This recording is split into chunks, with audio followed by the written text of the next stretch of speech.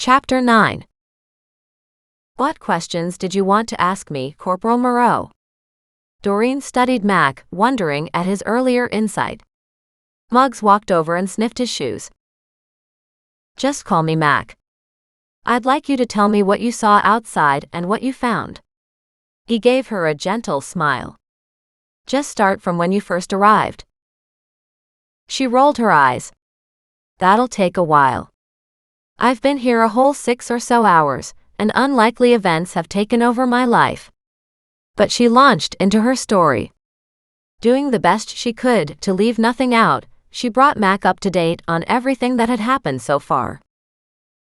Do you have any idea why there would be a body in the garden?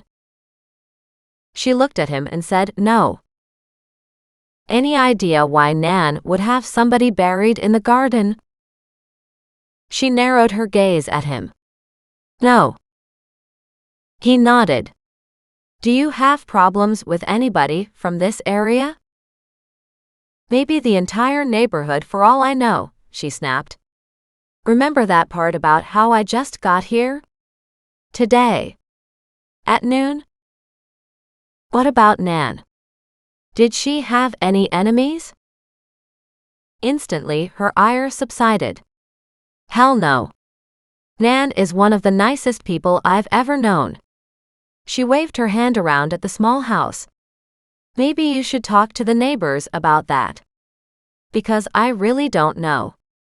If they do have something to say, maybe you'll fill me in. As far as I know, Nan didn't have any arguments with anybody. However, Nan is alive and well in the retirement home, so maybe you should talk directly to her. And I will, he said, tucking away his notepad. He'd been writing something on those pages. She watched him pocket his pen. Can you tell all those policemen to get out of my backyard now?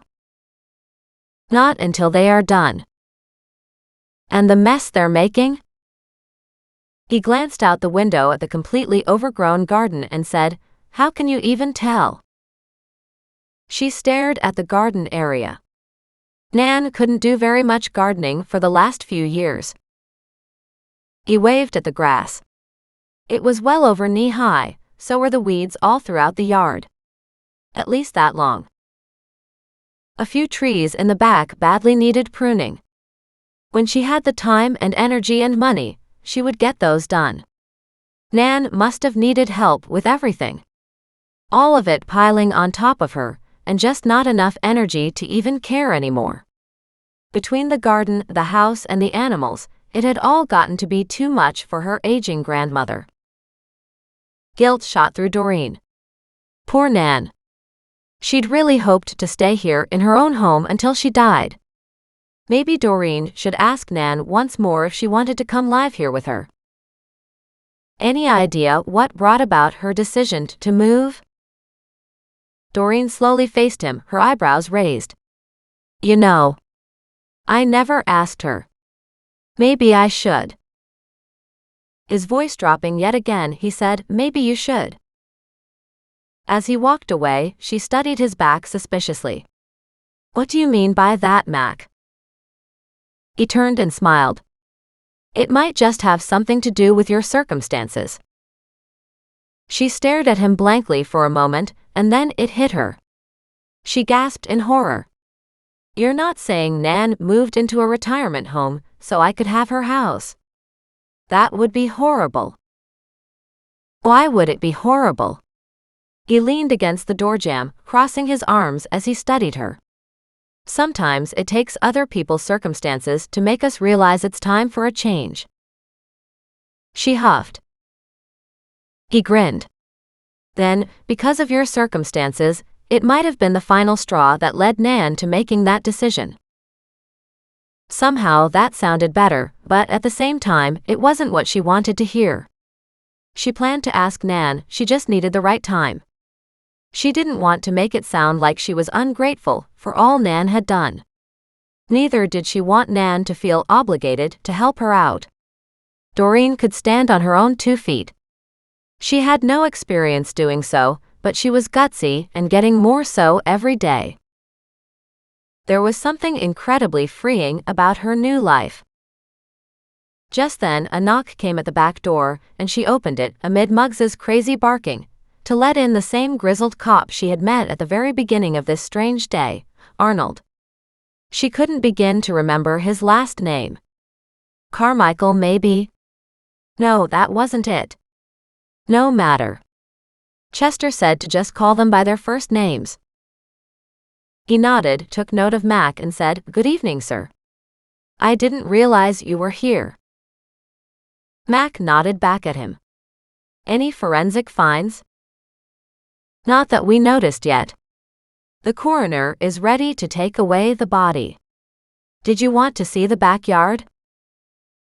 Mac said, "Yes, actually I would like to." "I would too," Doreen growled. She headed out to the back veranda behind them. When she saw how much of the garden they had dug up getting to the body, she winced. "You know, the least you guys could do is dig up the entire thing." Several blank faces raised in her direction. She sighed. "Never mind." Mac laughed. "They will get the joke later." She followed Mac from the kitchen back door to the far set of veranda steps down to the decking nearest the grave.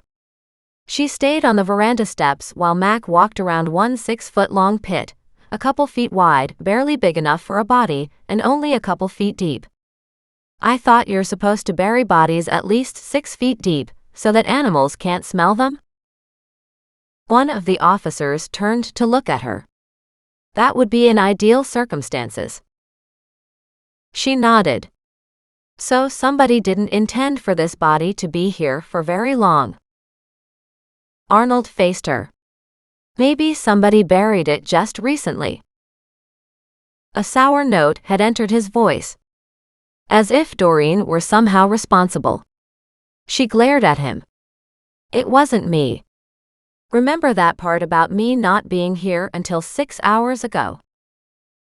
But you could have been here a couple days ago, coming in secretly, burying a man in the backyard, and then coming back again when you moved in. All looking innocent like that." He brushed most of the dirt off his hands and clothes. She glared at him. "Why would I bury a body in my own place?" "I haven't figured that out yet. But I will." Arnold gave her a surly look and walked around the house.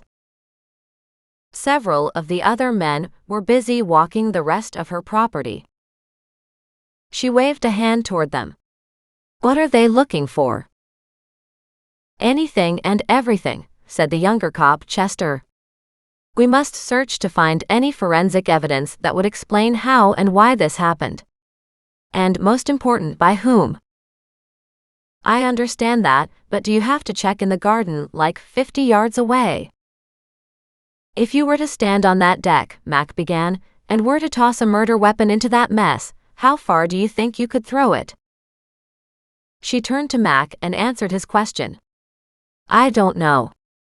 Maybe 30 to 40 feet. If you were a fit teenaged male, how far do you think you could throw it?" She studied the back of the garden and said, "Fine.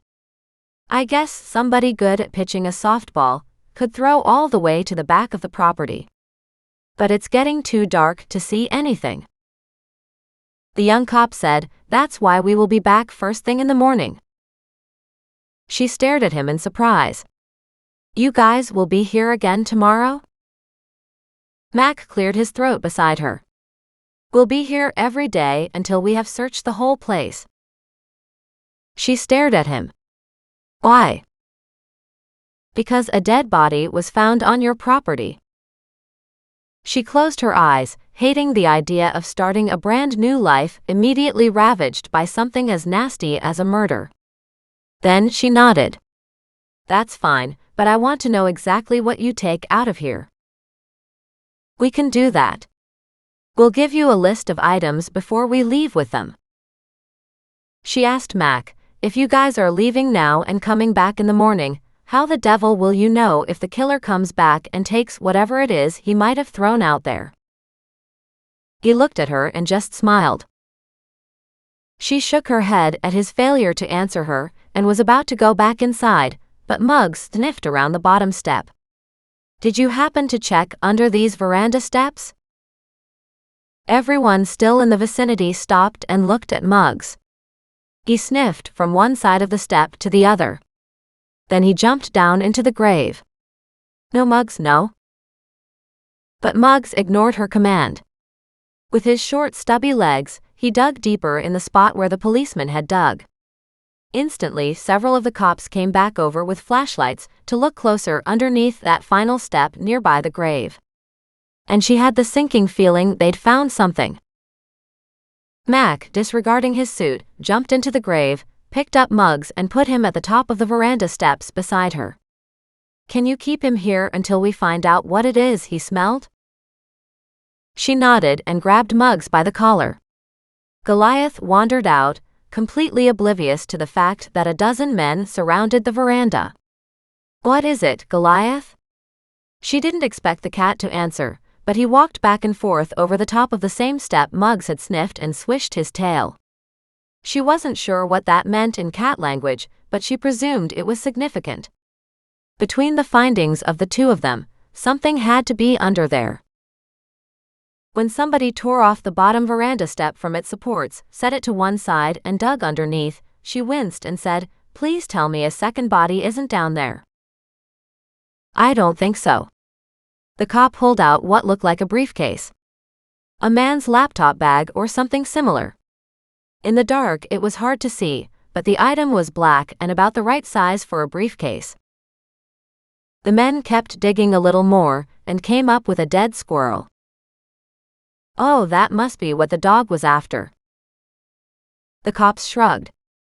The squirrel was tossed into the nearest garbage bag beside them. One of the men asked the cop holding the briefcase, "Now this briefcase, that's a different story." The animals weren't necessarily interested in it. "But is it the dead man's briefcase?" "It's a reasonable assumption," said the cop holding the new evidence. With a flashlight turned on the briefcase, the cops opened it up to find papers. Lots and lots of papers. Doreen leaned in to make sure nothing pertained to Nan. A couple of the cops looked at her funny, but none told her to go away. They'd better not. Without her and Muggs, they wouldn't have known the briefcase was even here. Mac pulled out several documents. "These look like investments, stock portfolios." "And is Nan's name on there or not?" Doreen asked. Mac looked at her and understood. He walked up the steps and turned on the outside light for more light on the veranda and the deck. Then he went through several of the papers. "I'm not seeing Nan's name on any of these forms." Doreen's shoulders sagged with relief. "Thank you.